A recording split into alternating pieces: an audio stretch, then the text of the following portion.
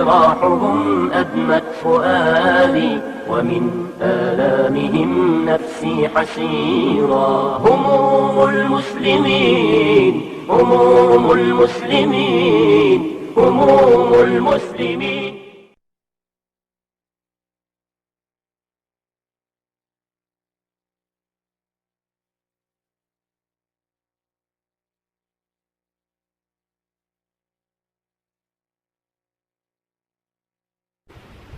أيها الإخوة الكرام، أسأل الله سبحانه وتعالى أن يجمع قلوبنا على محبته ومرضاته، وأن يهبنا التوفيق والإخلاص والسداد في القول والعمل، ويرزقنا كمال الإيمان وصدق اليقين، إنه سميع مجيب الدعاء.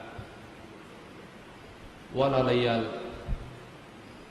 dayaxa habeenka 15 ma aragteen? maxaa ka qurux badan, maxaa ka iftiin weyn? nebi moxamed sala allahu calayhi wasalam ayaa ka qurux badan oo ka iftiin weyn. waxa uu yidhi saxaabi jaliila jaabir ibnu samura, waxa uu yidhi habeen baan soo baxay dayaxu uu 15 u yahay. waxaan arkay dayaxa iyo quruxdiis. nebi moxamed baan arkay calayhi salaatu wasalaam. wallaahi waxaan arkay nebi moxamed oo dayaxa ka qurux badan sala allahu calayhi wasalam.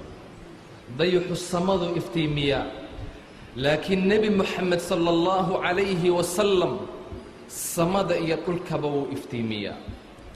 dayaxu wuu dhacaa, nebi moxamed ma dhaco sala allahu calayhi wasalam.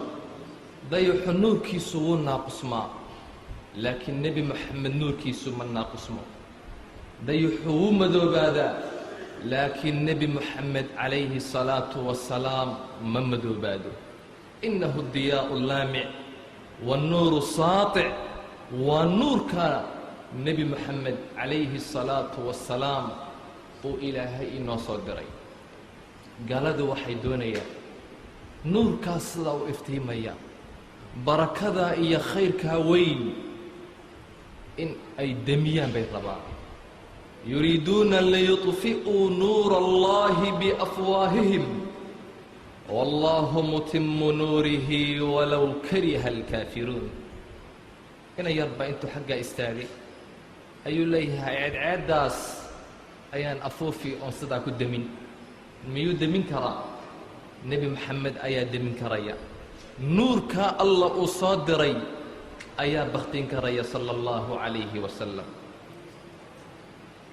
waxay wax ka sheegeen fii shakhsiyatihi nebiga calayhi salaatu wasalaam. shakhsiyaddiis, sharaftiisa, cirdigiisa, karaamadiisa calayhi salaatu wasalaam.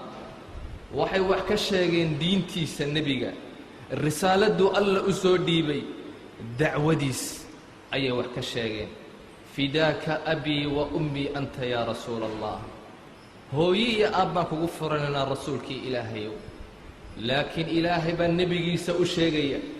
ilaahay waxa uu nebigiisa ku leeyahay, wakadalika jacalnaa likulli nabiyin caduwan min almujrimiin wakafaa birabbika haadiyan wanasiira.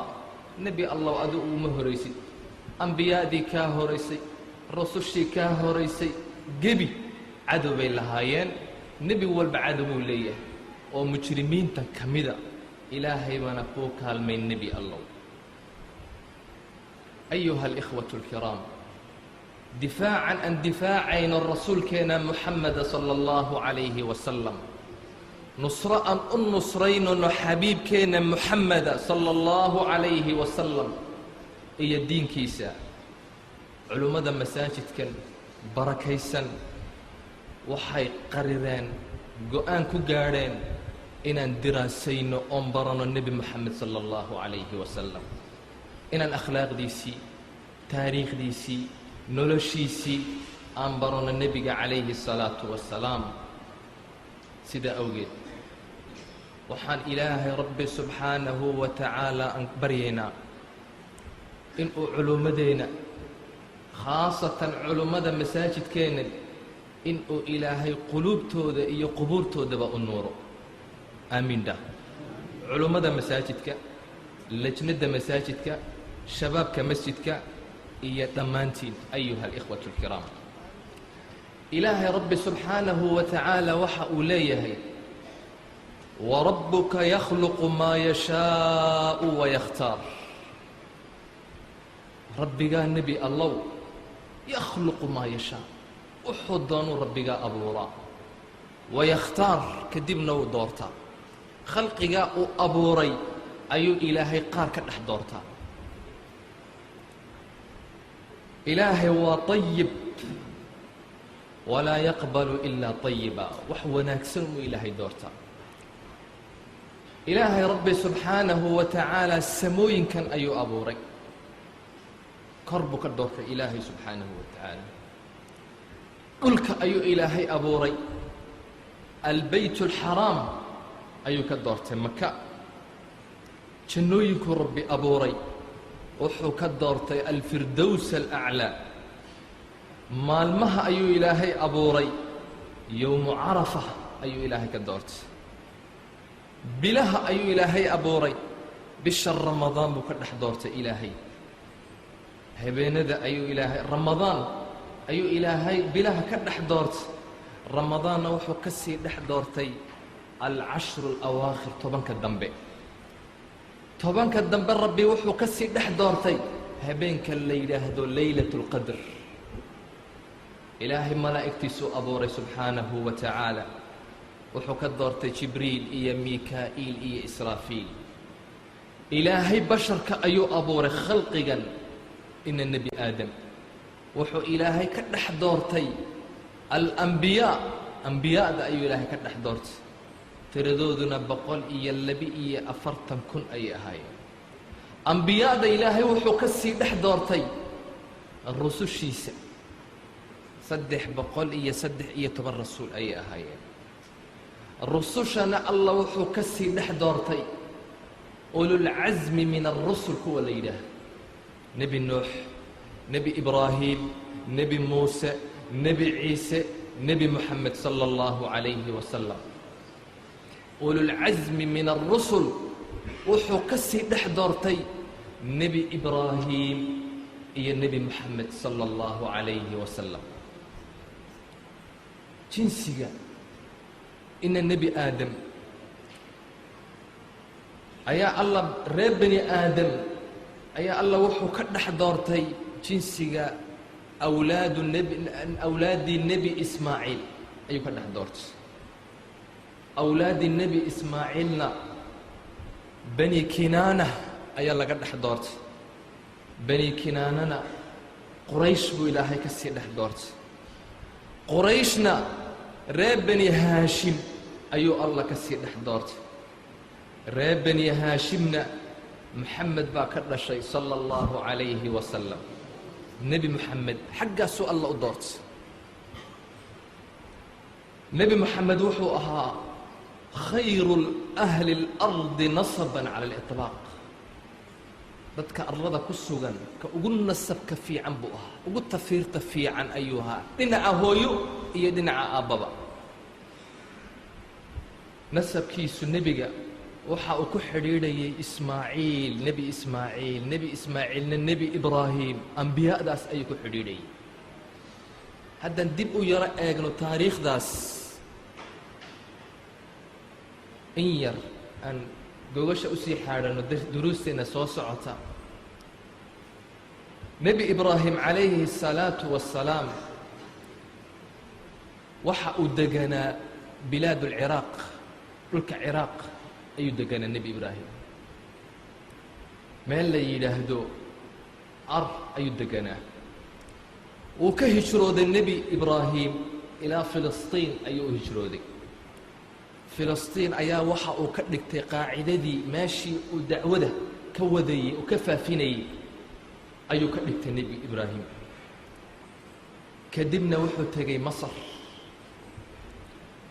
isaga iyo haweenaydiisii saara masarna fircoonkii wakhtigaa jirayey ayaa doonay haweenaydiisa saara inuu kala hadho ilaahay baana uga badbaadiyey waxa uu siiyey fircawn haajir buu siiyey bacd alculamaa waxa ay leeyihiin haajir waa inantii fircawnkii wakhtigaas markuu arkay saara karaamada ay leedahay iyo alla siduu u difaacay ayaa waxa uu siiyey gabadhiisa si ay ugu adeegto sulaymaan almansarfuuri ayaa hadalkaa taxqiijiyey nebi ibraahim calayhi الsalaam filistiin buu dib ugu noqday haweenaydii haajar ayuu guursaday waxay u dhashay nebi ismaaciil bay u dhashay calayhi الsalaam saaro ayaa ku hinaastay ilaahay baa waxa uu amray in uu haajira ama haajir labadaba waa la yidhaahdaa in uu haajir iyo inankiisa ismaaciilba inuu geeyo dhulkaa iyo maka meesha la yidhaahdo inuu dejiyo taasuu ilaahay amray nebiga maka ayuu keenay maka waa cidla waa meel saxraaya lama degaana weeyaan maka ayuu keenay maka waa cidla waa meel saxraaya lama degaana weeyaan meel yaroo tuura ayaa jirta bes wax biyo ama jiraan wax dadi ma degana wuxuu u wadaa nebi ibraahim in yaroo kiishoo timira iyo weel biyo ay ugu jiraan ayuu u wadaa ismaaciil waa yar yahay naasku jaqaa xagga cinda albayt alxaraam meesha cidlada ee weli aan waxba laga dhisin ee tuurtaa yar agtiisa ayuu nebi ibraahim soo dejiyey haweenaydiisii haajir iyo ismaaciil inankiisa nebi ibraahim amar buu ilaahay siiyey dhaqaaq baa la yidhi noqo xagga iyo filistiin ku noqo wuu dhaqaaqay haweenaydiisii baa ka daba dhaqaaqday haajir yaa ibraahim ayna tadhab xaggee tegaysaa ad nooga tegaysaa meeshan cidlada oo qofna una joogin wax la jooga male waa cidla amar rabbi ayuu qaadanayaa dhaqaaq baa la yidhi ka dhaqaaq wiilkaagan iyo reerka ka dhaqaaq bal suuradeyso ayuha alakhu lmuslim nebi ibraahim wuxuu ahaa khaliilullah ayuu ahaa da' buu ahaa xoolo badan buu filistiin ku lahaa lo' badan dacwadii isagaa nebigii joogay oo dacwadii ayaa la amray caruur male ilaahay buu beriyey ismaaciil baa la siiyey isagoo oo da' markaasuu ilaahay wiilkan iyo haweenaydaadan haajir ba qaado maka tag cidlada kaga imo amar qaado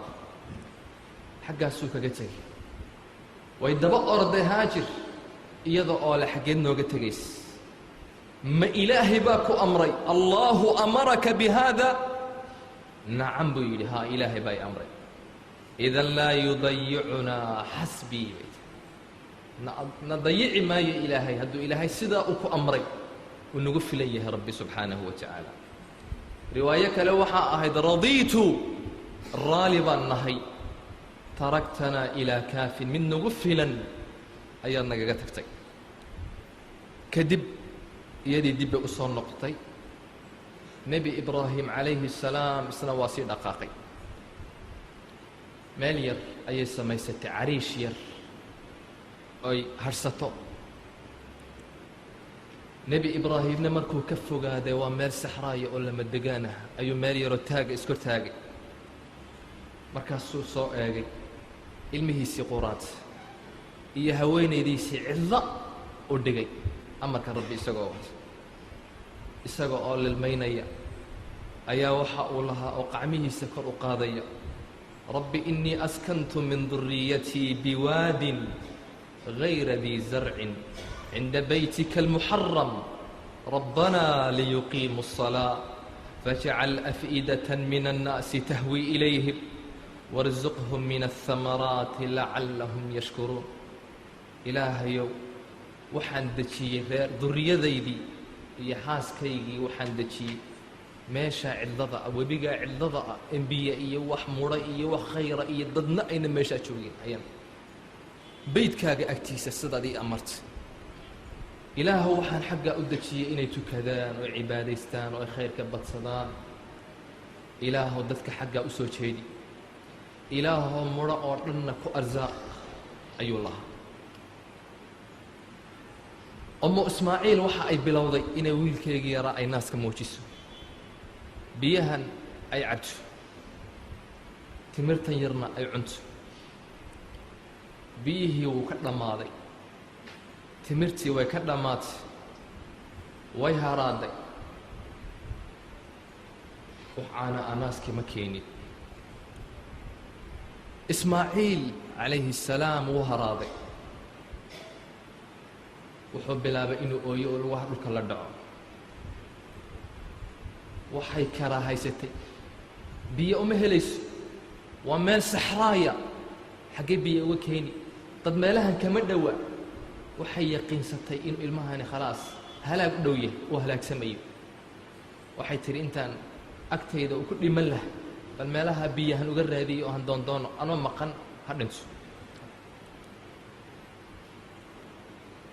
xaggaa iyo waxay u oraday buurta safa la yidhaahdo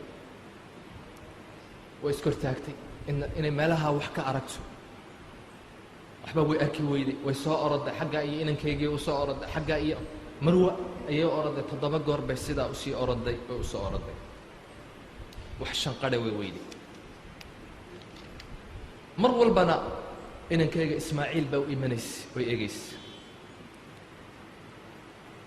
iyadoo oo xaaladdaa ku jirta oo dhibaataysan ayay shanqadh maqashay iyo cod iyadoo nafteeda la hadlaysa waxay tidhi sah aamus shanqadh baan maqlayaa waxay aragtayba malag riwaayo kalena malaku jibriil ayay aragtay oo u dhawaaqay man anti ayaa tahay adigu waxay tidhi haajir baan ahay ummu walad ibraahiim ayaan ahay waxa uu ku yidhi ibraahim ayuu inigaga tegey ayaa iniga mas-uula waxay tidhi ila allah ilaahay buu inaga tegey waxa uu ku yidhi idan rabbi wuu inagu filan yahay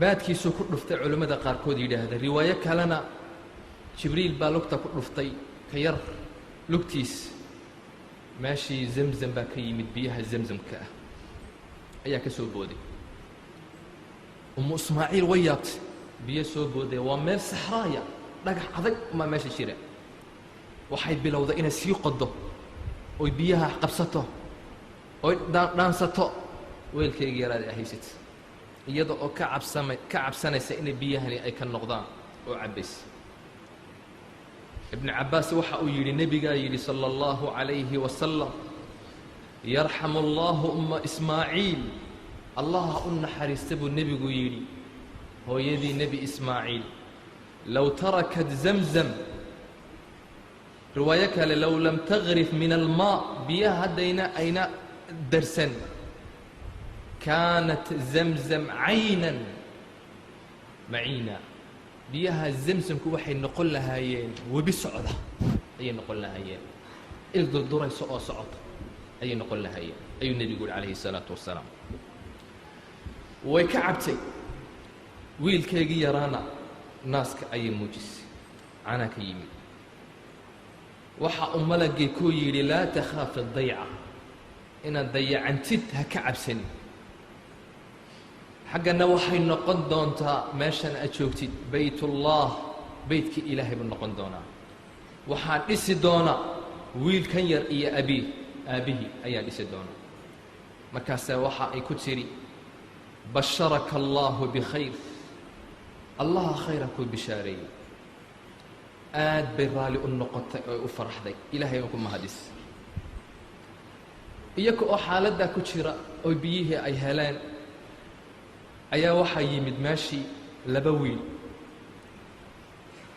oo awr ka lumay raadinaya oo camaaliiq ayaa la yidhaahdaa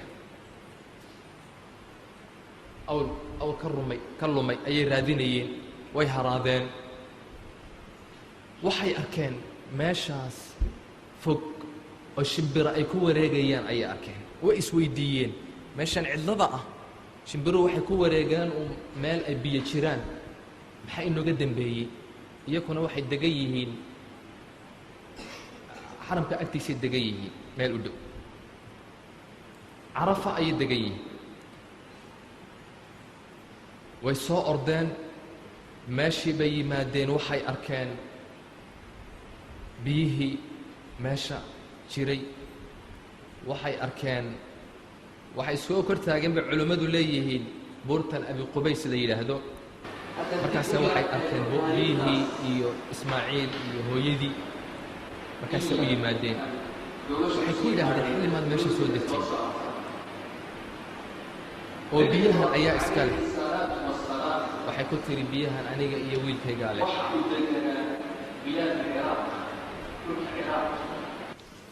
ilaahay baa siiyey. waxa ay ku yidhaahdeen labadii ayaa inii qoday. waxa ay ku tiri suqyan min allah, waa waraabin ilaahay una siiyey. waxay garteen inay xaq tahay. wax qodi kara meeshan ma jiro, biyahan waraabin kara ma jiro oon ilaahay ahayn. way noqdeen, qoomkoogii bay dib ugu noqdeen iyagoo u bishaaraynaya oo u sheegaya. nebi ibraahim calayhi الsalaam mar walba waa u iman jiray, bishiiba mar buu u iman jiray. wiilkii ismaaciil waa koray calayhi الsalaam, 13 jir ayuu gaadhay. mar kalaa la imtixaanayaa nebi ibraahim calayhi الsalaam. imtixaankii hore uu ku guulaystay, cidladuu dhigay. waa sii weynaaday nebigii. inankiisi yaraa buu u yimid oo 13 jira. aad buu ugu farxay. amar rabbi ayaa u yimid. waxaa la yidhi inankaagan aad arkaysid ee kuu shaqaynaya ee ku agboodboodaya aad ku faraxsan tahay, qaal oo qal baa la yidhi, ayaa qalaya. waa nebi ibraahim. middi baad u qaadanays, qof kale ma qalaya, adaa qalayaa la yidhi. qacantaadaad ku qalays. waa inankii quraatullah. waa cidla, waa da', waa bannaan. iimaanka nebi ibraahim u fiirsa calayhi الsalaam.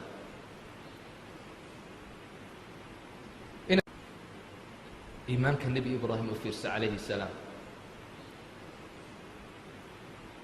inankiisii buu weydiiyey, uu u sheegay. weydiin ma jirto meesha, lama tashanayo. aabba waxaa la i amray inaan ku qalo, ee niyadda hagaaji, ee u diyaargarow. ibn cabaas waxa uu leeyahay riyat اlambiyaa, waxay ambiyadu ay arkaan oo hurdada ay ku arkaan waa xaq, waa waxyi. inankiisii buu la hadlay. fandur maada tara. qaala yaa bunaya, ilahay waxa u leey falamaa balaga macahu sacyi, markuu gaadhay wakti 13 jir bay mufasiriintu yidhaahdaan. inankii oo ordaya oo qurux badan oo arkay, ku farxay. qaala yaa bunaya inii araa fi lmanaami annii adbaxuk. waxaa la i tusay oo la i amray inaan ku qalo inankaygiiyo. fandur maada tara. diyaargarow. maxaad u malayn? hadal kale ma jiro. siduu amarka u qaadanayo daawo ilaah. waa walad uu ku rabeeyey cala addiini waالطaaca. qaala yaa abati ifcal maa tu'mar. waxaa lagu amray amarkaas fuli aabbo. satajidunii in shaa allahu min الصaabiriin. hadduu ilaahay yidhaahdo waan ku sabri, waan adkaysan oo waan ku sabri. ibnu cabaas waxa uu leeyahay markuu nebigii uu doonay inuu inankiisa u qalo oo mididii u qaatay, uu xidhxidhay, uu dhinaca midig u dhigay, ayaa waxa uu yidhi aabbo xadhiga igu adkee, inaan dhaqdhaqaaqoon adkaysan waayaa laga yaabaaye. xadhiga igu adkee aabbo, maradana iska hagaaji, ayuu dhiigga kugu daadanin.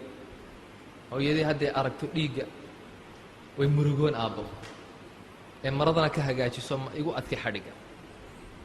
imtixaan ka dambeey muu jira mididii buu qaatay falamaa aslamaa amarkii rabbi labadooduba ismaaciilna waa isku dhiibay ibraahimna waa fulinayaa mididii markii uu qaatay watallahu liljabiin uu dhinaca midig u dhigay culamada qaarkoodna waxaa dhinaca wejigu u dhigay uu dul qabtay mididii khalaas imtixaankii uu ka soo baxaya uu ka soo baxay wanaadaynaahu an yaa ibraahiim qad sadaqta ru'ya khalaas waad ku guulaysataa la yidhi nebi ibraahiimow imtixaankii waad ka soo baxday inaa kadalika najzi lmuxsiniin ina hada lahuwa albalaa'u almubiin waa imtixaan adag buu ilaahay leeyahay nebi ibraahim waa ku guulaysatay imtixaankaasuu ka soo baxay nebi ibraahim calayhi الsalaam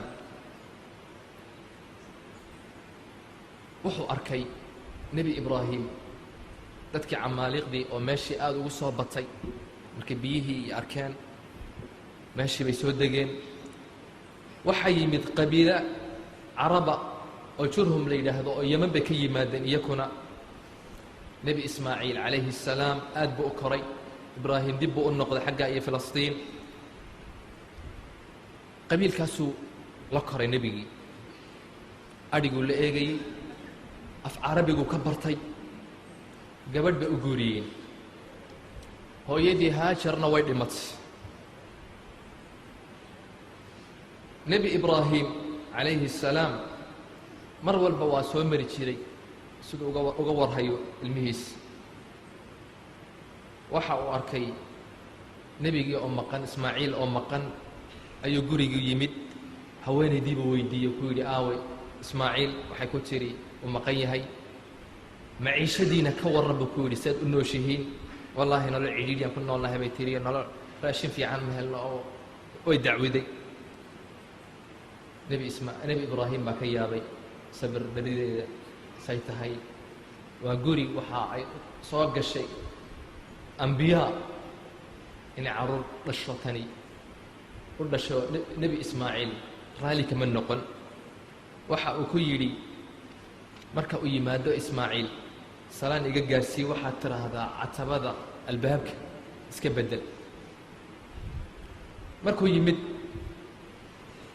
ay arrintii u sheegtay uu fahmay inuu aabbihii ahaa oo u jeeda haweenayda iska fur wuu iska furay haweenay kale ayuu guursaday waa yimid mar labaad haweenay fiican bay ahayd isaga oo maqan ayuu yimid mar labaadkii uu weydiiyey maciishadiina ka warran waxay tihi wallahi khayr baan ku sugannaho nimcad ilaahay oo tii labaad si wanaagsan bay u sheegtay iyo khayrka waxa uu ku yidhi ismaaciil markuu yimaado waxaad tidhaahdaa catabat albeyt ilaali way kala raageen muddo kadib ayuu yimid inankiisii oo laabganaya oo baranaya ayuu u yimid wuu la joogay ilaahay baa waxa uu amray inay dhisaan gurigii kacbadii in la dhiso nebi ibraahim iyo nebi ismaaciil ayaa dhisaya kadibna ilaahay wuxuu amray nebi ibraahim inuu dadka u dhawaaqo inuu qayliyo yidhaahdo dadow ilaahay wuxuu ini amray inaad xaggan u soo xajidaan ee soo xajiya ilaahay subxaanahu wa tacaala waxa uu ku arsaaqay ismaaciil haweenadii dambe u guursaday 12 wiil ayay u dhashay 12 kaasi kolba dabcan kolba marba wiil baa dhalanayay 12 qabiil ayaa ka tafiirmay way faafeen marka waxay u kala dhoofayeen yaman iyo shaam iyo masar meelahaasoo dhan bay ku kala baaheen qabaa'ilkaas iyo awlaaddaas waxaa ku sugnaa maka laba awlaaddaas laba umaa ku sugnaa naabit iyo qaydaar qaydaar oo ina ismaaciil ahaa maka ayuu iska deganaa xaggaasuu ku tafiirmay awlaaddiisii waxaa ka mid ahaa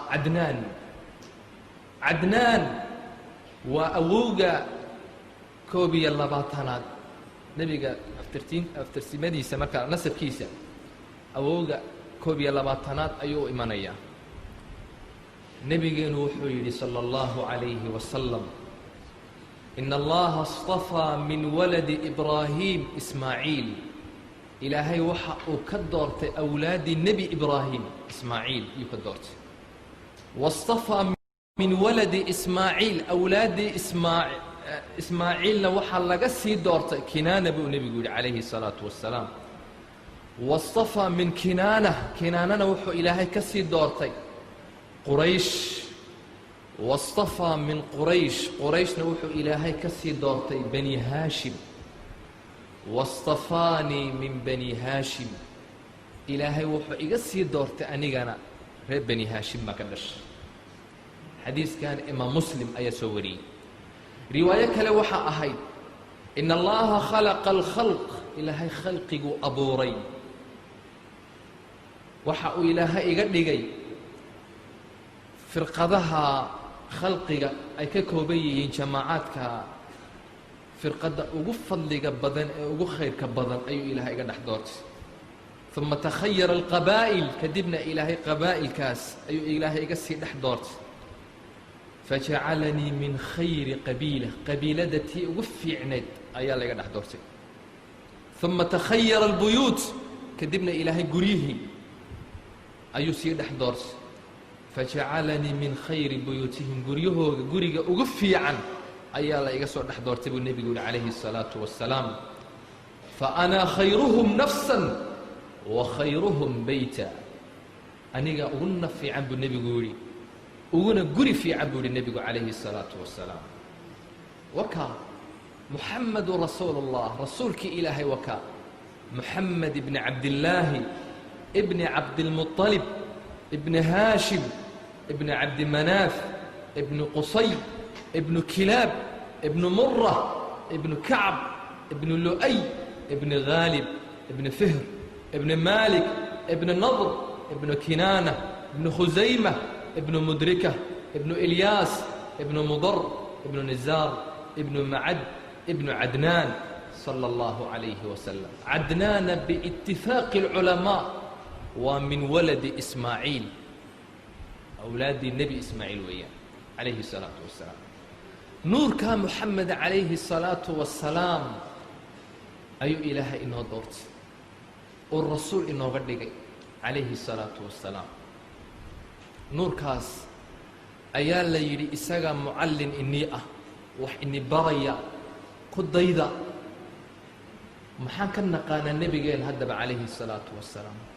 nasabkiisa ayaa garan, awowyaashii ayaa garan, adeeradii ayaa garan, edooyinkii ayaa yaqaana. ma naqaano ayuha alikhwa, jaahiliin baan ka nahay. nasabka nebigeenna maxameda waxaan ka garanayna male. haweeney baa waxa ay tidhi, qisas baa jira dumarku ay maarata hadda nebigu iyo ilaahay maxay isku ahaayeen? yani wax alla waxay ka garanaysa male. nebiga iyo ilaahay maxay isku ahaayeen? waa xagga aan ka taagannahay diinkeenna. maxaan maanta ula yaabaynaa marka aan maqalno nin gaala oo nebi maxamed caayaya? waxaan ka garanayna male nebi maxamed calayhi الsalaaةu wasalaam. innaka oo muslimiina waxaan ka garanayna male. bal maanta shabaabkeena way caayaan nebiga. nebigaaga waxaa ku samee, saasay yidhaahdaan si yaro fudud. nebigaaga waxaa ku samee. markaad tirahda maxaa nebiga waa caayad? waan ku jabsanayey buu ku leeyahay, waan ku jabsanayey. ayuha alikhwa, duruustan waxay noqon doontaa duruus aan isku imtixaanno. inagu badini maayo. jumcaha dambe ayaan xaggaa ka qaadi doonnaa hadduu ilaahay yidhaahdo. wabiاllahi towfiiq. وصلى اللهم على سيدنا محمد وعلى آله وصحبه أجمعين. والسلام عليكم. الرحمن الرحيم. أمسينا وأمسى الملك لله والحمد لله لا شريك له، لا إله إلا هو وإليه المصير. اللهم ما أمسى بي من نعمة أو بأحد من خلقك فمنك وحدك لا شريك لك، فلك الحمد ولك الشكر. أشهد أن لا إله إلا الله وحده لا شريك له، وأشهد أن محمدا عبده ورسوله صلى الله عليه وسلم. أما بعد، أيها الإخوة الكرام، فسلام الله عليكم ورحمته وبركاته. walaalayaal waxaan ka soo hadalnay toddobaadkii hore in ilaahay subxaanahu wa tacaalaa markii uu u sakhiray ismaaciil in uu guursado inantii mudaad ibni camr aljumhari ay u dhashay 12 walad ay u dhashay wiil. 12kaa wiil waxaa ka sii tafiirmay 12 qabiil ayaa kasii tafiirmay. 12kaa qabiil waxay ku faafeen jasiirat alcarab ayay ku faafeen iyo dibaddeedaba. kadib zamankii wakhti badan baa tegey, magacdoodii way luntay, qabaa'ilkaasi way kala baaheen ilaa awlaaddii naabit iyo qaydaar mooyaane. awlaaddii nebi ismaaciil calayhi salaam. qaydaar oo ina ismaaciila isagu wuxuu ku sugnaa maka, uu sii tafiirmay, tafiirtiisii maka kusii hadhay ilaa wiilkiisii cadnaan. cadnaanna waxa weeyaan inankii tafiirta nebi markii la eego nebi moxamed calayhi salaam awoogiisii 21aad weeyaan, ilaa laga soo gaadho xaggaase iyagu ay joogeen. nebigu calayhi salaatu wassalaam saan hore uga soo hadalnay tafiirtiisa oo moxamed ibni cabdillaahi ibni cabdilmuطalib ibni haashim ibni cabdimanaaf ibni qusay ibnu kilaab ibnu mura ibnu kacab ibnu lu'ay ibnu haalib ibnu fihr ibnu malik ibnu nadr ibnu kinaana ibnu khusayma ibnu mudrika ibnu ilyaas ibnu mudar ibnu nizaar ibnu mucad ibnu cadnaan.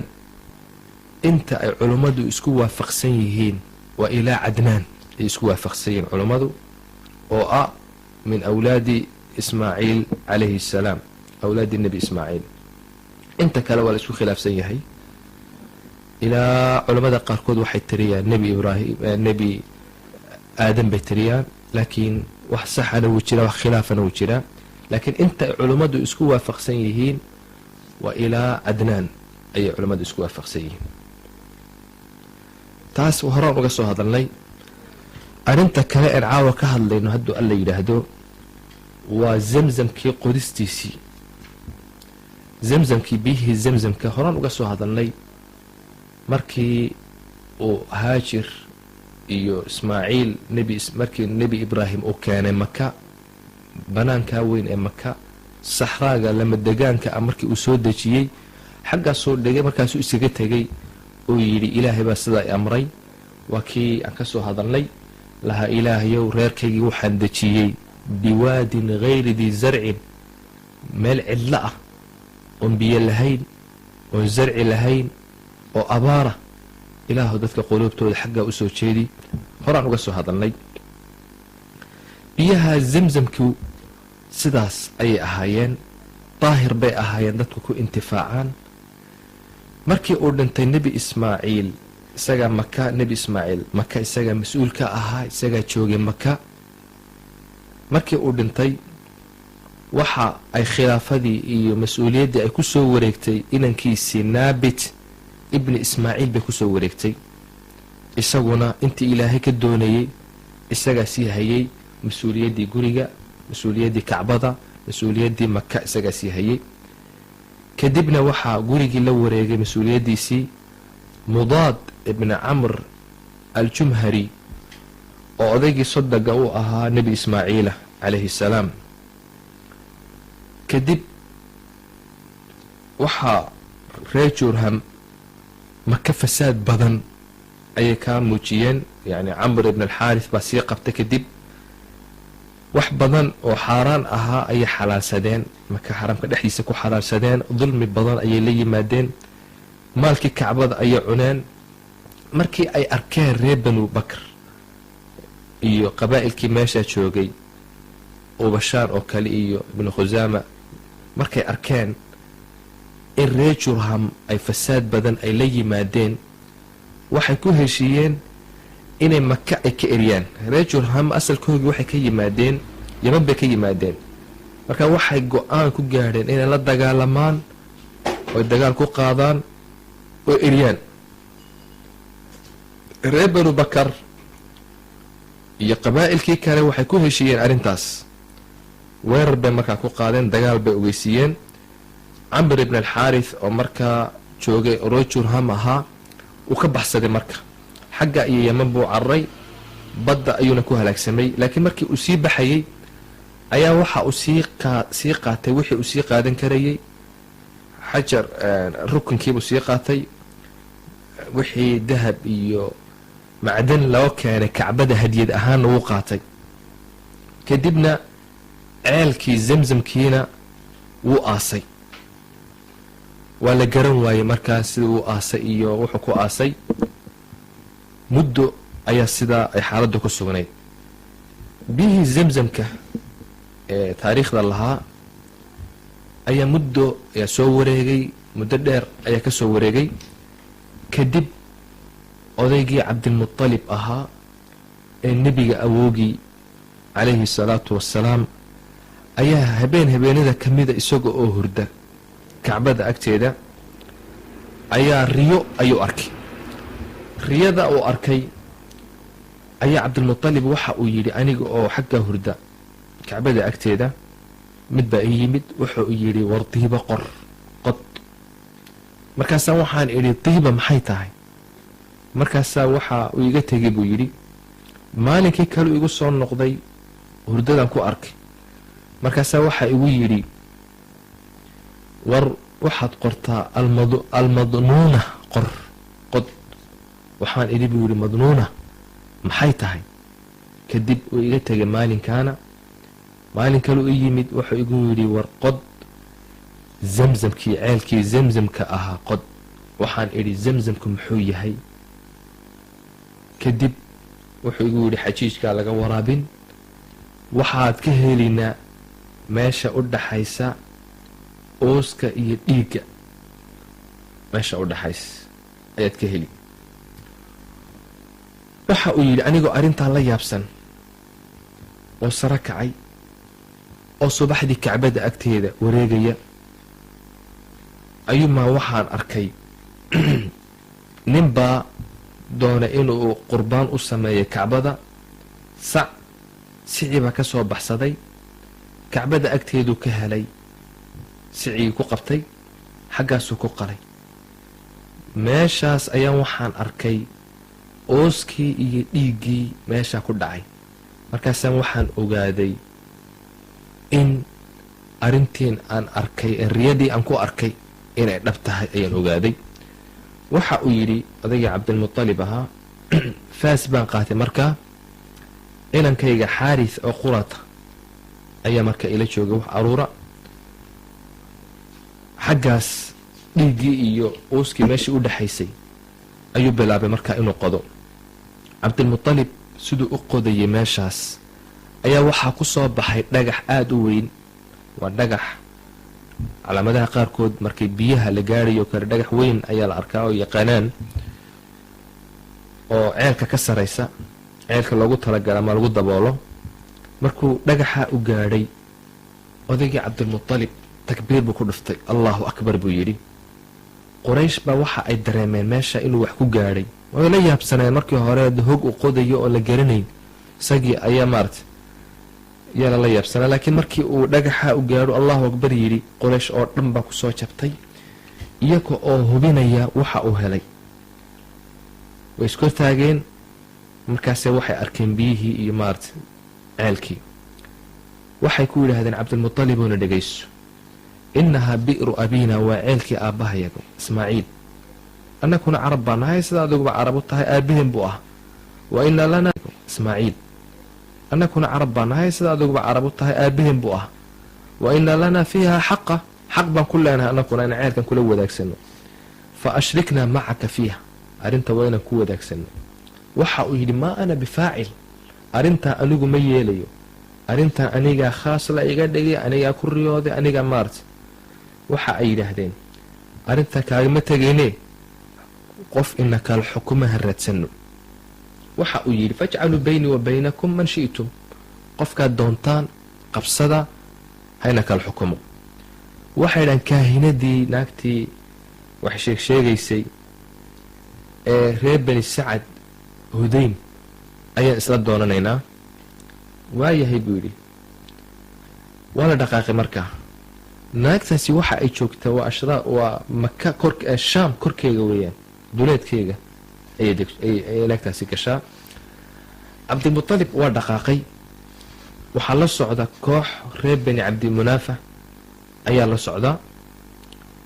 qurayshna qabiilkii walba qof ay ka soo kaxeeyeen way raaceen. marka waxaa la socday dhul saxraaya oo lamadegaana ayaa la gooyey. markii ay socdaan ay u dhow yihiin shaam iyo xijaas inta u dhaxaysa ay socdaan, biyihii baa ka dhammaaday.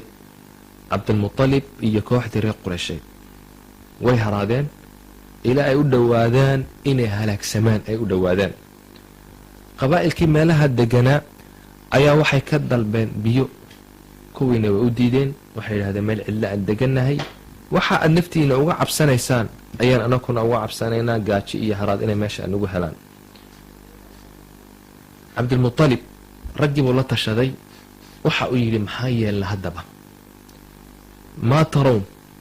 waxa ay yidhaahdeen waxa adigu aada goysid baan ku dhaqaaqaynaa, waxna amar. waxa uu yidhi waxaan ini amri mid walba isagu qabri ha qoto, meesha waan ku halaagsamaynaa, waanu ku dhimanaynaa meeshan. mid walba god ha qoto, godkaasi ha ku dhaco, siduu u qodanaya ha ku dhinto. kaas kolba qofkeen baa ku aasika kale, ka ugu dambeeya marka haddii uu noolaado uu ku hadho isagu ha la hadho, laakiin qof walba godka ha qodo, inta uu ka gaadhayo ha ka gaadho. hadduu biyo uu ku gaadhana waa khayr, haddii kalena hadduu ku dhinto on ku aasaynaa. arrintaasee waayahay bay yidhahdeen, way ku heshiiyeen. mid walba wuxuu bilaabay inuu god uu qoto.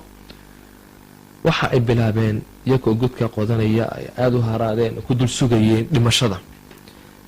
intaa kadib cabdilmutalib baa haddana u teliye, waxa uu yidhi war intaan sidaa dhimashada u sugayno maan dhaqaaqno oon dhulkaa u safarno oo meelaha tagno. maxaa caajis inaga dhigay? haddii biyo aan helno waa khayr, haddii biyo aan weynana dee meelaha hamsaan u soconno gaajadu iyo haraadku haynagu dilo. waayahay baa layidhi indhaqaaji. cabdilmutalib meeshii uu hashiisa sidaa uga dhaqaajiyey ayaa biyaha ka soo booday, il biyo oo burqanaysa ayaa ka soo booday. cabdilmutalib allahu akbar buu yidhi, kooxdii la socotayna allahu akbar bay yidhaahdeen.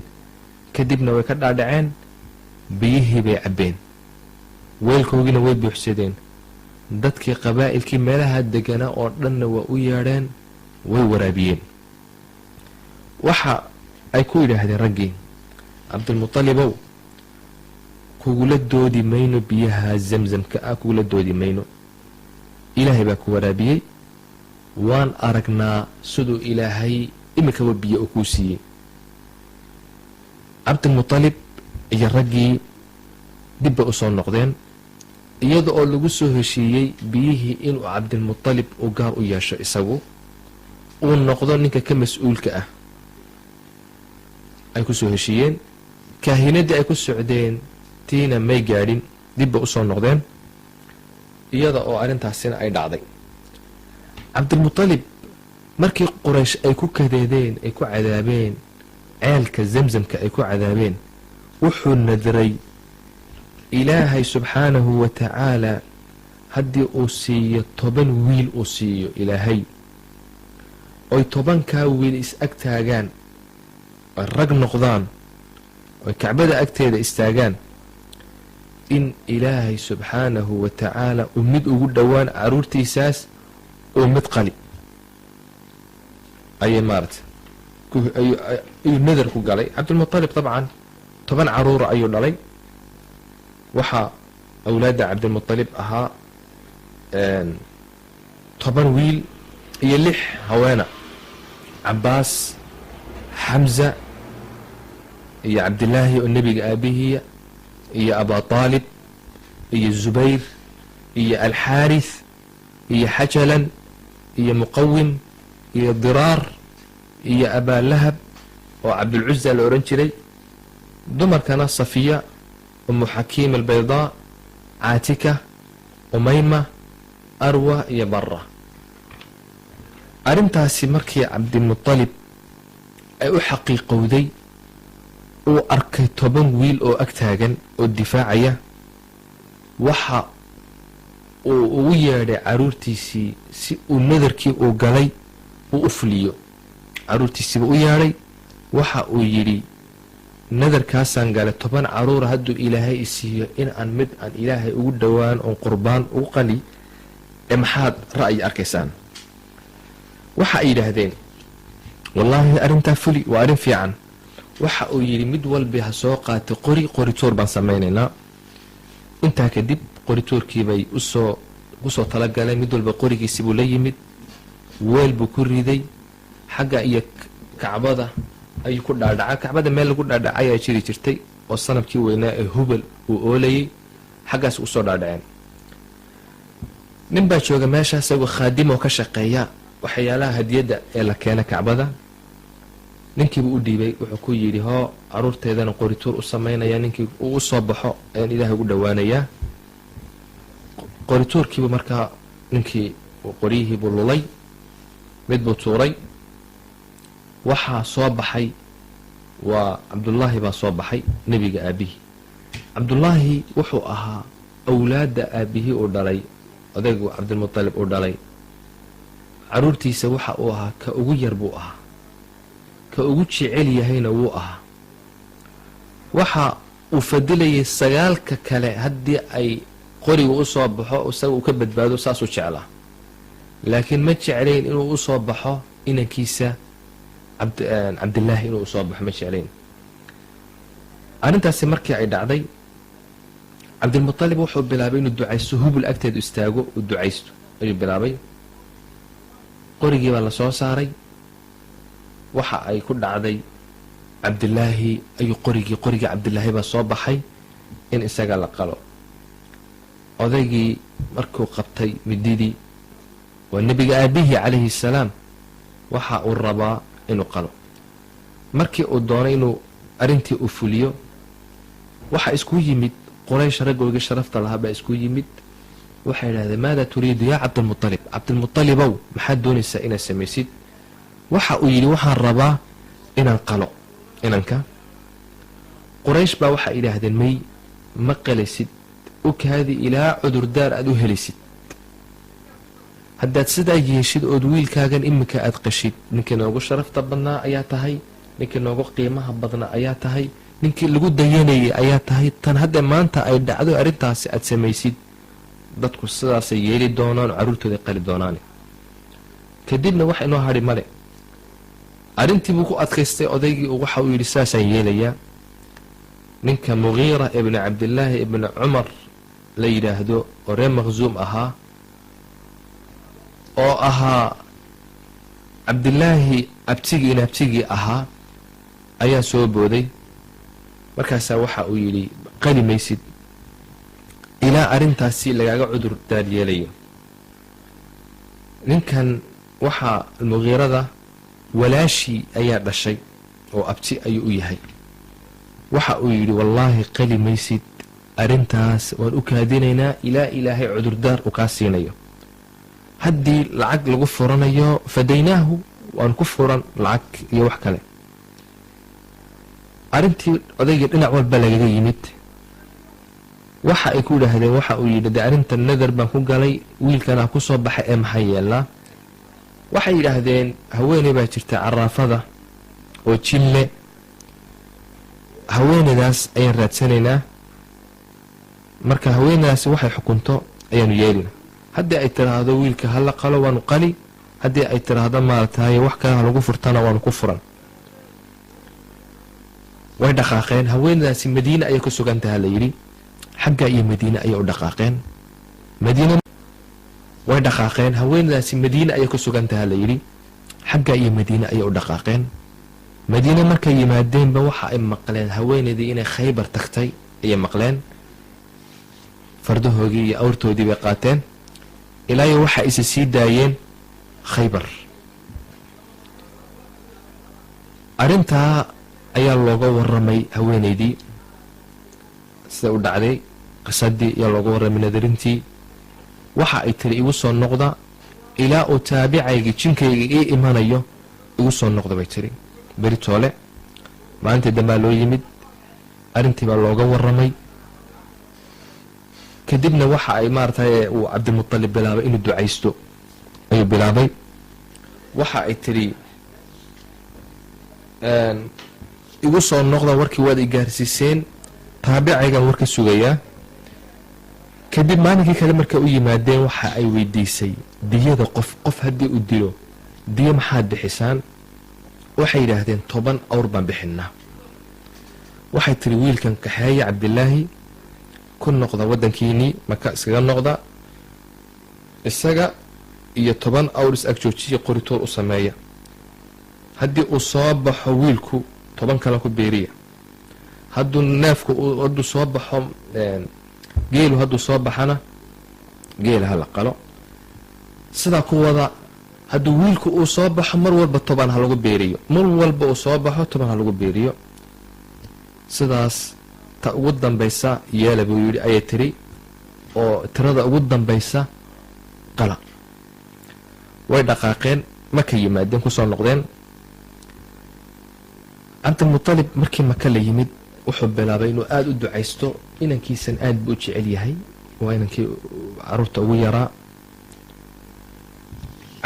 Cabdilmutalib wuxuu bilaabay inuu ag joojiyo markaa 10 awr iyo wiilkiisii Cabdilaahi qorituur u sameeyo.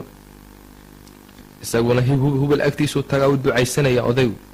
qorituurkii baa la sameeyey. wuxuu ku soo baxay Cabdilaahi, 10 kala lagu daray, 20 iyo Cabdilaahi baa la isku soo saaray.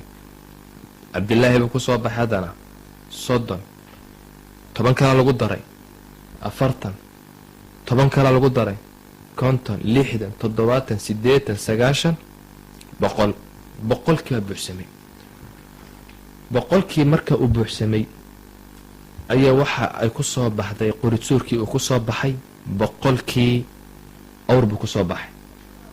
Cabdilmutalib waxa uu yidhi cadaaladu waxa aynan mar kale aan ku celinno. mar kale ku celiyeen, 100kiiba haddana ku soo baxay 100kii awr in la qalo. 100kii awr ba xaggaa lagu qalay markaa. diyadan 100ka awr qofka markuu qof dilo la bixinayo xaggaasay ka timid asarkeygii. nebiguna wuxuu oran jiray calayhi salaatu wassalaam, ana bnu dabiixayni, labadii la qalay gaadhay inankoogii baan ahay. mid waa nebi Ismaaciil oo Ibraahim qali gaadhay, midna waa Cabdilaahi oo qali gaadhay Cabdilmutalib oo nebiga awoogiya calayhi salaatu wassalaam.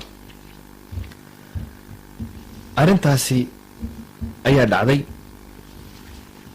kadib nebiga calayhi salaatu wassalaam sida arrintaasna waxa weeyaan qalistii nebiga aabbihii loo dhowaaday in la qalo.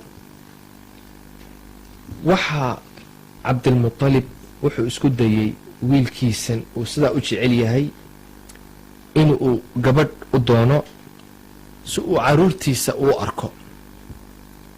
caruurta ay sii dhaleen, gaar ahaan inankuu igu jecel yahay oo Cabdilaahi iyo caruurtiisa inuu arko ayuu doonay. Cabdilaahi waxa uu ahaa nin aada u qurux badan buu ahaa. nebiga aabihii nin aada u qurux badan ayuu ahaa, aada u dheer, aada u qurux badan, inan yar ah ayuu ahaa. maalimaha ka mida ayuu soo baxay. dumarkii Quraysh buu ku soo baxay. haweeney baa tiri, ayatukunna tatasawaju bi hada alfata, wiilkan yari quruxda badan ayaa guursan oo ka shubani nuur baan ka arkayaa labadiisa indhood u dhaxeeye. kadib Aamina bintu Wahab ayaa waxaa la yidhi way jeclaatay oo xaggaasi ka bilowday iyadu inay jeclaato. odaygii Cabdilmutalib ahaa wiilkiisii Cabdilaahi ayaa wuxuu u doonay gabadhii Aamina bintu Wahab oo nebiga hooyadiiya ayuu u doonay. Wahab bin Cabdimanaaf binu zahra binu kilaab waxayna ahayd dumarka maka ta ugu nasabka fiican ayay ahayd, la yaqaano sharafteeda la yaqaano ayay ahayd. nebiga hooyadii calayhi salaatu wasalaam iyo nebiga aabihii waxay abtirsiintoodu ay ku kulmaan awowga shanaad ayay ku kulmaan ee ah kilaab ayay ku kulmaan. nasab ahaan iyo sharaf ahaan labadoodaba waa la yaqaanay. cabdilaahi wuxuu kula aqal galay aamina nebiga hooyadii wuxuu kula aqal galay maka ayuu kula aqal galay. in yar kadib, muddo yar kadib, cabdilmutalib wiilkiisii caruurta ugu jeclaa ee cabdilaahi ahaa ayaa wuxuu u diray dhinaca iyo madiine ayuu u diray si uu raashin ugu soo iibiyo ama timir ugu soo iibiyo. cabdilmutalib markii uu baxay wiilkiisii cabdilaahi ahaa uu tujaartii raacay, dariiqu kusii xanuunsaday. culamada qaarkood waxay markii uu soo noqonayay ayuu xanuunsaday, dhexda kusoo xanuunsaday, madiine ayuuna ku dhintay. ree abtiyaashii reer beni cadi ibni najaar xaggaas ku dhintay. da-diisu waxay ahayd 25 jir ayay ahayd. culamada qaarkood waxay leeyihiin 18 jir ayuu ahaa. taasina waxay dhacday nebigu calayhi salaatu wasalaam oo caloosha galay oo 2 bilood caloosha ku jira hooyadii. wax dhaxaala uuga tegay ma jiro. culamada qaarkood waxay dhahaan 5 awr buu uga tegay iyo in yaroo adhiya iyo jaariyad xabashiyadoo yar oo magaceega la yidhaahdo baraka umu ayman loogu yeeri jiray. waa tii nebiga soo korisay calayhi salaatu wasalaam. ibnu sacad isna waxa uu kitaabkiisa ku warinayaa cabdilaahi markii uu dhinaca iyo shaam, nebiga aabihii dhinaca iyo shaam markuu u soo baxay kadib wuxuu u baxay dhinaca iyo ghaza oo filistiin ku taala. ciir quraysh buu la socday, waxbay wadeen, ganacsi hawlay wadeen. markii ay arrintooda ay tijaarada iyo ka soo faaruqeen ay dib u soo noqdeen, madiinay soo mareen. cabdilaahina dariiqu ku soo xanuunsaday. kadib waxa uu yidhi anigu waan xanuunsanayaa, waxaan ku hadhayaa xaggan madiine ayaan ku hadhayaa, abtiyaashay agtooda ayaan ku hadhayaa, igu ogaada arrinta xaggan. reerkiina u sheega arrintaas. way dhaqaaqeen dadkii safarka ahaa, maka yimaadeen. odaygii cabdilmutalib ayaa loo sheegay oo la yidhi wiilkaagii cabdilaahi wuxuu ku xanuunsaday madiina. madiinana waan kaga nimid abtiyaashii agtiisa. cabdilmutalib waxa uu diray caruurtiisa wiilkii ugu weynaa ee xaaris ayuu diray. xaaris madiinuu tegay si uu walaalkii cabdilaahi u soo raadiyo oo xaaladiisa iga warhayo. wuxuu ogaaday inuu cabdilaahi dhintay oo madiine lagu aasay daartii annaabiqati dubyaani la oranayay. ninkii shaacirka ahaa naabiqa dubyaani meeshii lagu aasay daartiisi baa lagu aasay. isagana aad baa looga murugooday arrintaasi. waaqidina wuxuu leeyahay arrintaasi waa saxiix. kadib waxaa dhacay nebiga calayhi salaatu wasalaam caloosha ayuu galay. waa 2 bilood markaan aabihii uu dhintay, caloosha 2 bilood ku jiraa. waxaa dhacday qisadii asxaabulfiil, qisadoodii ayaa dhacday. qisadan asxaabulfiil waxa ay ahayd sababteedu nin baa jiraya la yidhaahdo dunuwaas alxumayri, nin la yidhaahdo ayaa jirayay. waxa uu ahaa ninkaasi nin boqoradii yaman joogi jiray wakhtigaa jirayay. waa ninkii qur-aanka uu ka sheekeeyey suurat al-ukhduud laga sheekeeyey weeyaan. asxaab daat alwaquud id hum calayha qucuud. waa kii qur-aanka uga sheegay intuu dabka uu horiyey dadka ku gubayay. ninkan dunuwaas la yidhaahdo diinta uu haystay waxay ahayd diinta yahuudda ayuu haystay. diinta yahuudda ayuu haystay. waxa uu maqlay reer najraan ayaa kiristannimadii qaadanaya yahuudnimadii ka tegaya. waxa uu qoday godad aada u waaweyn ayuu qoday, dab buu ka buuxiyey, wax alla wixii uu qaban karayay wuu qabtay, xaggaasuu ku gubay. dadku culammadu waxay dhahaan ilaa 20,000 ayay ahaayeen, 20,000 oo kiristan aada u doonayay inay kiristan noqdaan oo yahuudda qaarkood ay ahaayeen ka tegeen ayuu soo ururiyey, hog buu u qoday, markaa uu gubay. waxaa ka badbaaday nin la yidhaahdo daws duuthaclabaan la yidhaahdo, ninkaasaa ka badbaaday. ninkaasi waa orday, waxa uu qayladhaan ugu dhuftay boqorkii ruum, qaysar melik ruum ayuu qayladhaan ugu dhuftay, yidhi noo soo gurmo, ninkan waa kiristan, ninkan qaysarkan boqorka ruum kiristan buu ahaa, nooga soo gurma yidhaahdu nuwaas oo yahuudiya oo meesha dadkii kiristankaha ku gubaya. way dheer tahay masaafada, hadduu yidhaahdo waan u gurmani waqti bay ka qaadanaysa. najaashi ayaa u dhow yaman, yani boqorka waqtigaa joogay najaashi baa la yidhahdaa, alle ninkii yaman maxaan ku idhahdaa xabashida soo xukumayey najaashi baa la odhan jiray. ninkii ruum haystay qaysarkii ayaa waxa uu arkay intuu yaman tegayo ama ciidan u dirayo in masaafiya waqti ay ka qaadanayso. sidaa awgeed waxa uu amray najaashi oo boqorka xabash ahaa, isagaa u dhow yaman, inuu ciidan u diro oo u gurmado dadka yaman lagu xasuuqayo ee kiristanka ah. waxa uu diray boqorkii najaashi ahaa, boqorkii xabashidu waxa uu diray 2 nin, ciidan buu diray, 2 nin uga dhigay mas-uul. 2dani waxaa la kala oran jiray aryaad iyo abraha ayaa la kala oran jiray. ciidan fara badan ayay ka haysteen. yaman bay yimaadeen, yaman bay markaa dagaal ku qaadeen dadkii yahuudda ee meeshaa deganaa iyo dunuwaas alxumayrigii meeshaa joogay. dunuwaas waa baxsaday, xagga iyo baddu ku carray, akhiiran wuu qaraqmay, baddii baa maarata wuu ku qaraqmay. xabash bay la wareegeen, xabashidii baa dhulkii yamantii la wareegtay. 2 nin baa markaa yaman u talisa, aryaad iyo abraha. 2dii nin way iskhilaafeen ee laga soo diray xabash laga soo diray, kadib seefaha isku qaateen. ninkii aryaad la oranayay abraha ayuu ku dhuftay seeftii wejiga, sankii iyo wuxuu dhaawacay wejiga. abraha addoonkiisa, ninkii mawlaha uu ahaa abraha oo daba jooga, ayaa markuu arkay abraha in la dhaawacay ayuu isna aryaadkii dagaal ku qaaday, uu dilayna. boqornimadii waxaa yaman ay ku hadhay ninkii abraha keligii ayaa boqorka ah. abraha isaga ayaa diintii kiristanka faafiyey ee yaman waqtigaa jiraysay. waxa uu arkay carabtii deganeyd yaman oo u diyaargaroobaysa xajadda, inay u xajiyaan beytka ilaahay ee maka ku yaala ayuu arkay.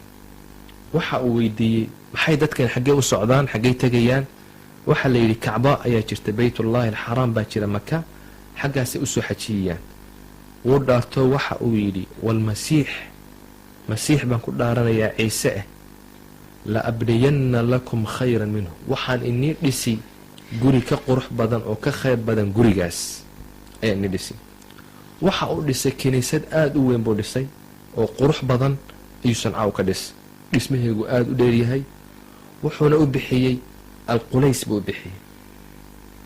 kadibna najaashi buu warqad u soo qoray, waxa uu ku yidhi innii qad banaytu laka ayuha almelik kiniisad baan kuu dhisay boqorow, lam yubna midluhaa limelikin qablak, boqor adiga kaa horeeyay iyada oo kale aan loo dhisin.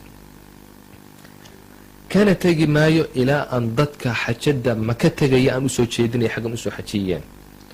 dadkiibuu dabadna amray inay usoo xajiyaan meesha kiniisadan uu dhisay. qabaa'il badan oo caraba ayaa usoo xajiday. abraha arrintiisaasi markii ay faaftay ee carab ay ku faaftay, nin nufayl ibnu xabiib la oran jiray ayaa aada uga xanaaqay in ninkaasi kacba la dhisay. abraha ninka la yidhaahdo inuu yaman u kacba u ka dhisay, kacba yani kiniisad weyn oo qulays uu bixiyey, uu rabo inuu la dagaalamo maka dadkii u xajiyey maka tegayey ninkanaa ka xanaaqay markaa Nufayl ibnu Xabiib la yidhaahdo uu u kaadiyey habeen buu eegtay dadku ay yaryihiin xarakadu dhaqdhaqaaq uu yaryahay kadibna meeshii buu yimid kaniisadii isaga oo saxaro intuu soo qaaday ayuu ku masaxay gidaarkii kaniisadda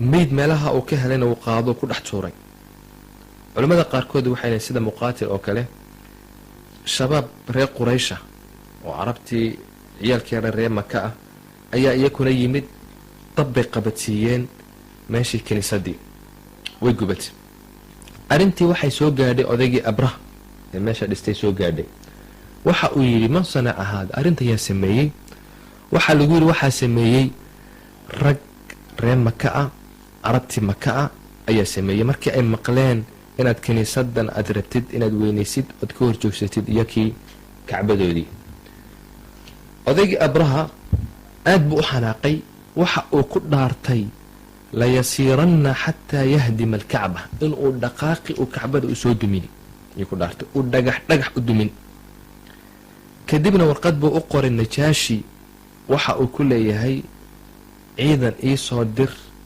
maroodina ii soo raaci weerar baan ku qaadayaa Maka kacbadaasaan soo duminayaa waxa uu u soo diray ciidan fara badan buu u soo diray waxa uu soo raaciyey 13 maroodi ayuu soo raaciyey maroodiga ugu weyn ee maroodiyaasha hor socda magaciisa Maxamuud baa la yidhaahdaa isaga oo kale lama arag ciidanka uu soo diray aad bay u fara badnaayeen ninkii Abraha waxa uu bilaabay inuu ciidankii u dhaqaajiyo waa 60,000 oo askar oo xabashiya waxay bilaabeen inay u dhaqaaqaan dhinaca iyo Maka markay dariiqa ay sii marayeen meel Yamanta ka mida ayaa waxaa ku soo baxay nin la yidhaahdo Duu Nafra ayaa ku soo baxay dagaal buu ku qaaday isagoo ciidan wata waa la jebiyey isagiina waa la qabsaday kadib markii ay soo gaadheen dhulka la yidhaahdo Qathcam waxaa ku soo baxay Nufayl ibnu Xabiib oo ahaa kii saxarada mariyey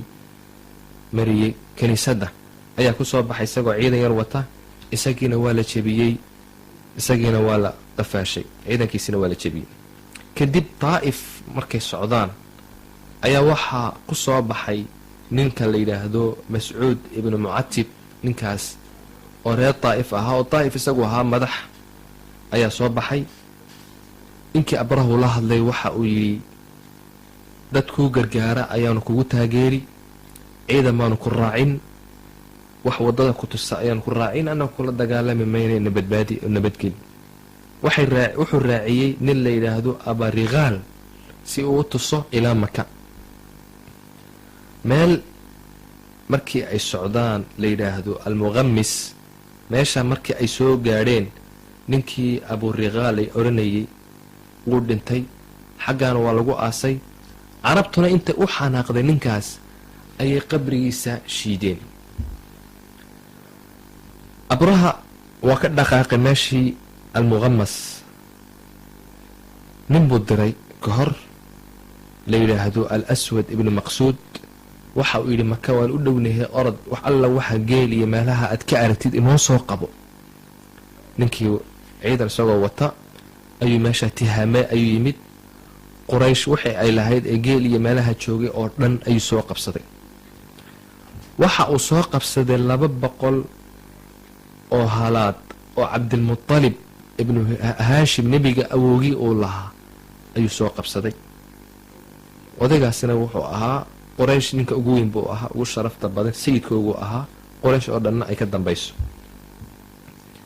kadib Abraha waxa uu soo diray nin la yidhaahdo Xunaata al-Xumayri ayuu soo diray marka uu soo diray waxa uu ku yidhi waxaad weydiisaa Maka intaad tagtid ninka sayidka reer Maka ah weydii ee uguna sharafta badan kadib waxaad tiraahdaa boqorka Abraha ee soo socda ciidanka wata wuxuu inii leeyahay innii lam aati lixarbikum umaan iman anugu Maka inaan inla dagaalamo inamaa ji'tu lihadmi hada albeyt waxaan u imid inaan gurigan aan dumiyo kacbada haddii aad kacbada igu daysaan waxba inii dirsani maayo kacbada umaan dumin waa iska noqon dhiiggiina yaacini maayo laakiin haddaad ila dagaalantaan waan ila dagaalami. markaa ninkaa eeg buu yidhi, hadduu ninkaasi uu dagaal u jeedo iskaga imo, hadduuna dagaal u jeedin sayidkaasi ii soo kaxe oo ii keen. ninkii xunaada markii uu maka u yimid uu sayidkii weydiiyey, wa ayaa nii sayida, shariifkayna wa ayo, ninka madaxday wa ayo. markaasaa loo sheegay cabdilmuطalib ibnu haashim, isaga oo wada ayuu yimid, soo raacay cabdilmuطalib buu soo raacay, cabdilmuطalib baa soo raacay ninkii. markii uu meeshii yimid waxa uu ku yidhi, abraha ayuu ku yidhi, dagaalkiina ma rabno, quwadna uma hayno, kani waa beytkii ilaahay waxaad u socotaan iyo xaramkii ilaahay iyo gurigii khaliilu ibraahim uu dhisay. ilaahay gurigiisa hadduu ku celini ha ka celiyo, anigu arrintaa uma socdo, quwadna uma lihin. maxaad u socotaa buu yidhi. cabdilmuطalib wuxuu ahaa nin aad qurux badan buu ahaa oo laga habaysto oo dharar leh ayuu ahaa. aad buu u weyneeyey oo gogol fiican buu u dhigay odaygii abraha uu soo dhoweeyey. maxaad u socotaa buu yidhi. haddaba waxaan u socdaa buu yidhi, xaajatii an tarudda calaya 100 baciir, 200 ee halaad ee laga soo qabsaday inaad ii soo celisid. abraha waxa uu yidhi, aad baan ku weyneynayey, agteyda mansilad ayaad lahayd, laakiin iminka indhahaygaad ka dhacday. adna waxaan u imid inaan kacbadii iyo meeshaad mas-uulkaad ka ahayd iyo inaan dumiyo, adna waxaad i weydiinaysaa 200 oo halaad oo lagaa qabsaday eed i weydiisanaysa. waxa uu ku yidhi cabdilmuطalib, ana rabu libil, geelan anigaa iska leh oo rabbigayga, walilbeyti rabban sayamnacu, beytkuna wuxuu iska leeyahay rabbi difaaci ayuu iska leeyahay. maa kaana liyamtanica minii, aniga waxaan ka qaban kara male. odaygii baa wuxuu yidhi, wuxuu iga celin karaa male. abraha waxa uu yidhi, adiga iyo isagaan isku kindaynayna, aniga geelida hala iisoo celiyo. abraha waxa uu yidhi, cabdilmuطalib ha loo celiyo geeliis. geeliibuu soo calaamadeeyey, xaramka ayuu ku u qalay, ina wuu la tegay. odaygii cabdilmuطalib wuu ducaystay, kadib wuxuu iskugu yeedhay quraysh buu iskugu yeedhay, wuu u waramay warkii siduu u dhacay iyo ninkaasi wuxuu u socdo ayuu u waramay. kadibna waxa uu ku yidhi, war itaal uma haynee, inaga saaro oo inaka buuraha ina geeya, xaggaa han galno, buuraha han ka ducaysanno, rabbiga gurigan iska leh isagu ha difaacee kacbada. cabdilmuطalib kacbada albaabkeygii buu qabsaday, uu ducaystay. waxa uu lahaa, yaa rabbi laa arjuu lahum siwaaka, yaa rabbi famnac minhum ximaaka, imnachum an yukharibuu quraaka, ina caduwa albeyti man caadaaka. waxa uu lahaa, rabbiyow ma rajaynayo inuu difaaci beytkaaga waxaan adiga ahayn. ilaahu difaac beytkaaga, ka ilaali inay kharaabiyaan beytkaaga, cadowgaagu ilaahayow waa cadowga beytkaaga. cabdilmuطalib kadib isaga iyo quraysh xagga iyo buurta ayay u dhaqaaqeen, kor bay ka eegayeen, kacbadii way u cilleeyeen, abraha iyo wuxuu sameeyo ayaa la eegaya. abraha markii uu doonay inuu soo galo maka, isaga oo geeliis uu wata, maxaan ku dhahda maroodiyaashii isaga oo wada, markii uu soo gaadhay meesha la yidhaahda waaday muxasir oo u dhaxaysa musdelifa iyo mina, markii meesha uu soo gaadhay, uu maroodiyaashiina xagga iyo kacbada uu u soo jeediyey. ninkii la oranayay nufayl ibnu xabiib ayaa soo baxay, waa kii lasoo qafaashay. isaga intuu ka soo dhex baxay meeshii lagu qafaashay ayaa maroodiga kii ugu weynaa ee maxamuud la oranayay ayuu dhegta qabtay. waxa uu yidhi, yaa maxamuud, waxaad joogtaa xaramkii ilaahay ayaad joogtaa. kadib nufayl xagga iyo buurta ayuu u cararay. maroodigii weynaa ee maroodiyaashu daba socdeen ayaa iska fadhiista, waa la garaacay, waa kici waayey. maroodiyaashii oo dhanna way wala fadhiisteen, dhinac kale u jeediyeen, dhinacay yaman bay u jeediyeen. wuu orday, way qabteen dhinaca iyo shaam bay u jeediyeen wuu orday dhinaca iyo kacbada ayay doona u jeediyeen uu dhaqaaqi waayey uu iska fadhiistay xataa waxay bilaabeen biro masaabiir wata inay ku mudmudaan si uu dhaqaaqo waa dhaqaaqi waayey iyaga oo yaabsan oo la kadeedan yihiin ayuu habeenkii u soo galay habeenkii markuu soo galay dhulkii u madoobaaday wakhtigii sak dhexe markay ahayd ayuumaa la arkay dhulkii oo degan cabcabsi umaa soo galay dadkii kadibna waxaa la arkayba waa wax sidii daruuraha u socda waaba shimbiro ilaahay uu soo diray xagga iyo badda laga soo diray shimbirkii walba 3 dhagax ayuu waday mid afka ku wadaa midna labada lugoodba ku kala wadaa mid walba mid buu iskor taagay dadkii meeshaa joogay meesha ay kaga dhacdo dhinaca kale ka soo baxaysay madax hadday kaga dhacdo dabadii ka soo baxaysay dhinac hadduu kaga dhaco dhinaca kale ayuu dhagaxu ka soo baxay waa dhagaax naar ka samaysa gebigood meeshaasay ku dhinteen intii bilowgii ugu horeeyey markii ay shimbirahaas ku soo baxeen dadkii jirkooga jadeeca ayaa ka soo baxay furuq baa ka soo baxay wax aan la garanayn baa ka soo baxay kadibna shimbirihii uma qaybsaday raggii mid iyo mid odaygii abraha jirkiisa bahalkaasi markii uu ku dhacay dhagaxaas waxa uu bilaabay farihiisu inay daataan timuhu ay ka daataan orod buu isa sii daayey siduu u ordayey ayaa waxa uu soo gaadhay sanca markuu xaggaa yimidna wuu qarxayba isaga oon far ku oolin oo tima-in ku oolin ayuu xaggaa yimid xaggaanuu ku qarxay maka aad baa loo weyneeyey dadkii maka reer maka deganaana aad baa loo weyneeyey waxaa la ohan jiray ahlullah dadkani waa dadka ilaahay baa difaacay baa la ohan jiray odaygii cabdilmutalib ee nebiga awoogii ahaana sharafuu ku yeeshay aad baa loo weyneeyey intaa kadib ilaahay subxaanahu wa tacaalaa tashriifkaas weynayntaasi ayaa ma aragtaayey kacbadii ayaa la weyneeyey odaygii nebiga awoogii ahaa ayaa la weeyey cabdilmutalib shimbiro ilaahay soo diray intaa kadib shimbirihiibaa meydkii guray xaggaa iyo badda ayay ku daadiyeen waa kii ilaahay lahaa alam tara kayfa facala rabuka biasxaabi alfiil alam yajcal kaydahum fii tadliil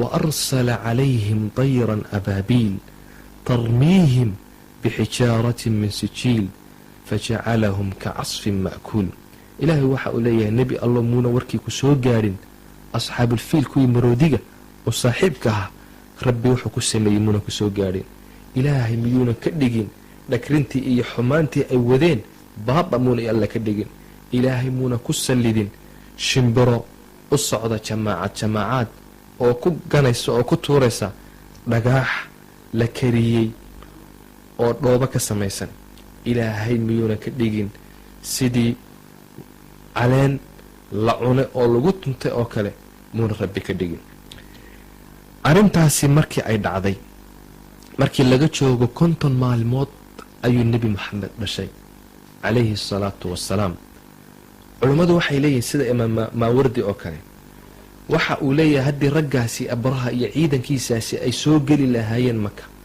dumarkay qafaalan lahaayeen raggana weyleyn lahaayeen dumarka hadday qafaashaan nebi moxamed calayhi salaatu wassalaam caloosha hooyadii ayuu ku jiraa marka ilaahay tashriifin uu tashriifinayo dhalashada nebi moxamed ayaa loo halaagay raggii ahaa kiristanka ah ilaahay ma difaacayo quraysh oo wathaniyiin oo caabudaya asnaam ma tashriifinayo ilaahay waxa uu tashriifinayay waa dhalashada moxamed calayhi salaatu wassalaam qurayshna mansilo iyo sharaf ayay yeelatay dadka dhexdoodii